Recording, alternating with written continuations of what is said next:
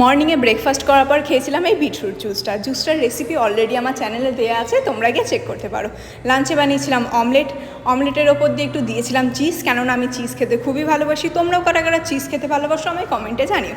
তো চিজটা মেল্ট হয়ে গেলে আমার অমলেট রেডি। লাঞ্চে ছিল স্যালাড আর অমলেট। তারপর চলে গেছিলাম আমার দুপুরের লেডিস ব্যাচ করাতে। লেডিস ব্যাচ করিয়ে চলে এসেছিলাম আমি বাড়ি এসে আমার প্রি ওয়ার্কআউট মিলিয়েছিল একটা আপেল আর ব্ল্যাক কফি। আমি আমার ব্ল্যাক কফি খেয়ে জিম যাওয়ার জন্য একদম রেডি। আজ করবো আমি শোল্ডার ওয়ার্কআউট। তো গিয়ে ফার্স্টেই 3 সেট সাইড ল্যাটারাল ও 3 সেট শোল্ডার প্রেস করে পাম্প চেক করছিলাম। বেশ ভালোই শোল্ডারটা পাম্প করে আমার, দেখে তো খুব ভালোই লাগে। তারপর করেছিলাম অ্যাবস ওয়ার্কআউট। আমার অ্যাবস ওয়ার্কআউট করতে একদমই ভালো লাগে না। তারপর করেছিলাম 10 মিনিট কার্ডিও করার পর দেখো কত সুন্দর স্কিনটা গ্লো করছে। আজকের মতো ওয়ার্কআউট কমপ্লিট, যাচ্ছি বাড়ি, টাটা। তার আগে বরকে একটা হামি তো দিয়ে যেতেই হবে। চলো বাড়ি এসে আমি আমার পোস্ট ওয়ার্কআউট মিল নিয়ে আজকের দিন করলাম শেষ।